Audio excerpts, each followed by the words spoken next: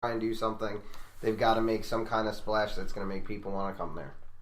And Les Miles, if nothing else, makes a splash. Les Miles not only makes a splash, he's the entire fucking pool. Yeah, that might be true. So the keys to the victory for Texas, just get a stop. Just one randomly throughout this game. Just get one stop. Mm-hmm. Oklahoma has to stop Texas from getting a stop. Yeah, Oklahoma has to literally not let up. Texas needs to stop something. That's going to be the make or break in this game, and that's how either one of them need to win. Because for Oklahoma, that's what they've been doing all year, and for Texas, guys are slipping all over in this basketball game. Yeah, well, they're idiots. Yeah, run right where some guy who's been sweating the whole time falls down. Good idea, moron. You deserve to fall. I hope you twisted your ankle. I'm sure he didn't. It looked like he did it on purpose. Well, then you're even dumber than we thought. Yeah, that's even worse. This isn't soccer. Soccer. Oh my god. Anyways, so Dan Beebe, anything to add to Texas versus Oklahoma Part 2? You just said it right there. Whoever plays more defense. Whoever plays any defense. Yeah, any at all. Any play. An interception will do. A third and out is fine. Maybe a block on a field goal. Just one of those plays by somebody. That might be it. You don't even have to play defense. Play defense. Yeah, just one of them. Just one of those three syllables. Just play defense. Maybe a sack will do it. A turnover. My God, if you get a turnover, it's going to be like fucking Christmas Day. Yeah, no, you might as well just win then. Yeah. First team. It's like those old wrestling first blood matches. Yeah, first turnover match. Yeah, first turnover win. Oh, you know what I'm doing if that happens? If I'm the team, whatever happens, I'm purposefully kicking onside kick right off the chest of someone, turnover game. Done. Yeah, that wouldn't be a bad plan. All right.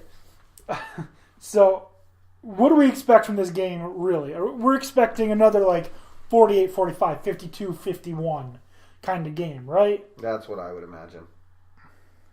That's not football. That's garbage. Well, it's what it's going to be. I can assure you. It's the Big 12, man. It is. It is the Big 12. All right, so the next championship game that we're going to discuss is actually the game that surprisingly, doesn't have the largest spread, and that's 18-point favorite Appalachian State against Louisiana. I don't know anything on either of these teams to give an opinion. I'm going to be completely honest with you. Well, quarterback for Appalachian State, he only has 1,800 yards passing, but his touchdown to interceptions 18-4. 1,000-yard rusher.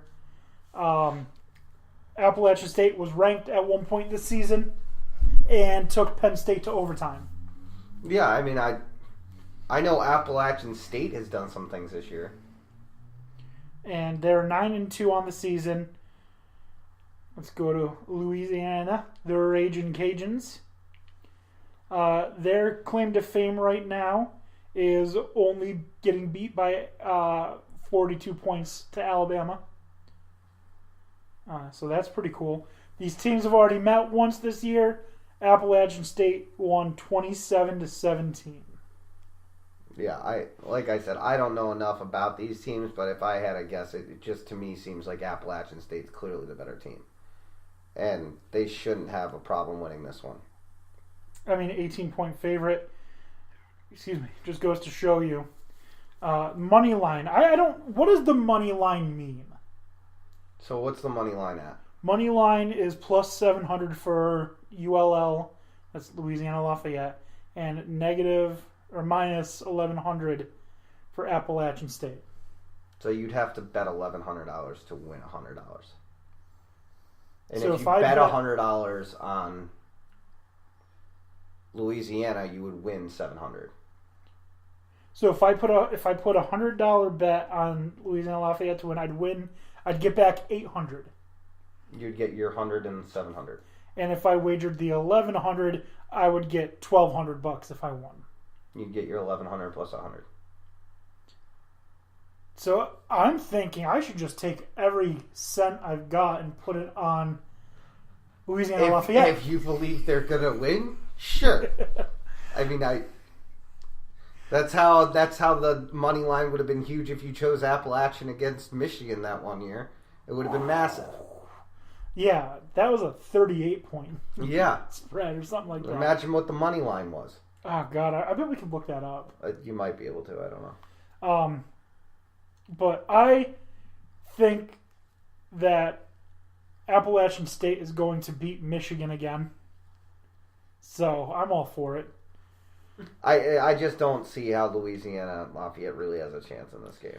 They only lost by 10 at Appalachian State earlier this year. Yeah, but Appalachian State's played better teams.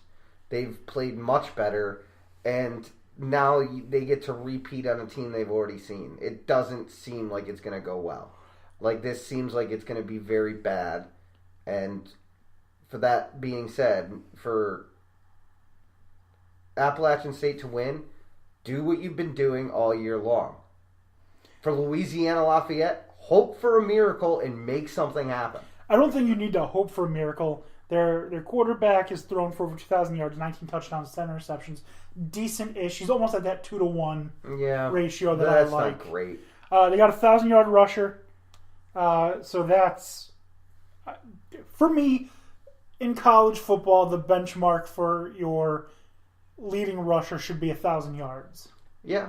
I mean, they seem like they have a balanced team. I just don't see hope in them. I really don't. So, there's not much to say. Appalachian State is clearly the better team. Yeah, I mean, I don't think that's an argument. I think Louisiana Lafayette should be proud of their season, but know that you're going up against clearly the best team in your conference. No question. All right, so that's 4. Let's break down one more, then we'll do our little Tony's I can't rant and whatnot. That brings us to Tony. It brings us to Conference USA. We got 1-point favorite Middle Tennessee State against University of Alabama Birmingham Blazers. I kind of want UAB Alabama to win. Birmingham to win. We've been on their train for the last 2 years. Yeah, I kind of just want them to win just because of my own bias. But I mean, I don't know a lot about Middle Tennessee State. I believe that they've been kind of a roller coaster throughout their season. Well, let me tell you, they got this guy who stands behind center by the name of Stockstill. And he is pretty damn good. 2,852 yards. It's decent. Yeah. That means he is at about 260 yards a game, which isn't like lighting the world on fire. No. But, you know, Conference USA isn't the Big 12. They play defense. 26 touchdowns, 6 interceptions. That's a good ratio. That is a good ratio. So right now the FPI predictor or whatever, the FPI predictor, that stupid little circle graph when you click on the games, gives Middle Tennessee State a 57% chance of winning. But it's anyone's game. This actually seems like this is going to be one of the best games that's going to be out there. Yeah, it's a 1-point and especially spread. for Conference USA, I kind of like to see that happen. It's a 1-point spread. So even Vegas doesn't know how that's going to go. 9-3 UAB, 8-4 Middle Tennessee State. This is a tough one to call. What does UAB need to do to beat Middle Tennessee State? Well, they need to keep Stockstill on the bench. They need to I would say force turnovers. Control tempo, and if you can get a turnover or get them off the field, that should be enough. Mm-hmm. Now, these guys literally just played last week. Middle Tennessee State won 27-3. And exactly what we were saying. Stockstill, 261 yards, like I said, around that 260, 270 average, 2 touchdowns. Erdley, the quarterback for UAB, 9 of 20, 90 yards, 1 interception. That's. Their running back, 12 carries, 40 yards. It sounds like to me that Middle Tennessee controlled the pace of the entire game. And if you want that to be different, you have to do that. Probably the entire... Let me look at the team stats, because it'll give us the possession. I mean, not really. Not overwhelming. Middle Tennessee State had the ball 34 minutes, 44 seconds, and UAB 25 minutes, 16 seconds. Oh my God. This is insane. 29 rushing attempts, netted UAB -1 rushing yards. Yeah, that's kind of crazy. They had 90 passing yards, 89 total yards. That's not a good start. It's not even a start. No. They need to do different the second time around. Who knows? Maybe they knew that they were going to meet them, so they're like, you know what? We're not going to let them see anything we got. Yeah, apparently. That must have been their thought process, because if not, well, you know what? That wouldn't be a bad tactic, because if you know you're already making it, you let them show you everything that they have, and you don't show them a damn thing. You give them a false sense of confidence, and then all of a sudden you slap them in the mouth. 81-10. Yeah, like, it's not a bad tactic. I don't understand it, but maybe that's what they were doing. Again, 9-3, literally 2 years after not even being a football team.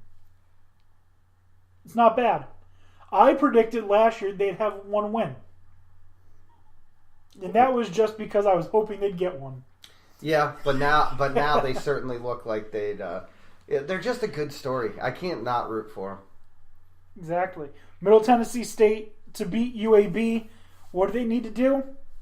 Exactly what they did last year. Yeah, the same thing. Repeat. Yeah. Rinse and repeat. Whatever socks your team wore that day, put them back on. Yeah, everything that you did, just do the same thing. Yeah. So, I'm Chambers of Secrets. Don't ask questions. Wow. It doesn't matter. Wow. Because Pat Chambers is the head coach of the Penn State basketball team. Yeah, that's wonderful. Your school should be ashamed of itself. Listen, we're not even going to get into this kind of thing. That's just ridiculous. Yeah. So, like I said... It's like you got a couple furries attending Penn State. Yeah. Yeah, they're the Nittany Lions. Yeah, that's Lions not the type furry. of furry I'm talking about. Go like ahead. Mike Furry, the football player, remember him? No. Okay. Google it. Maybe not. I don't know. Yes, Google that.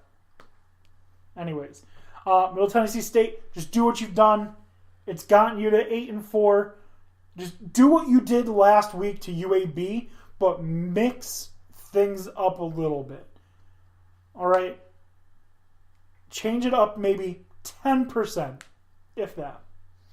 Don't let them catch you slipping, because you're going to have a really bad time if you do. So, good luck. That brings us to about halftime. Tony, do you have a rant?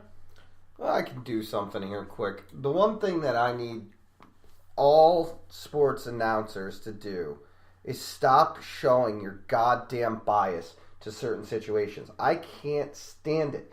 The Michigan-Ohio State game. How many people are going to sit there and talk beforehand, even during, some still after? Is this Urban Meyer's last time? Oh, Urban Meyer's probably won't play another game in Ohio Stadium. What makes you fucking think that? How dare you call yourself a reporter or a journalist or even a broadcaster of sports knowledge when you have the nerve to say it would be his last time? Unless there's an unforeseen health reason that we're all unaware of, what in God's name makes you think that he's not going to be back? Well, just not to cut you off, but a report came out just before the game that he has gone to see specialists 3 times a week. Yes. But we've known this. We've known this at Ohio State. So unless it's a personal decision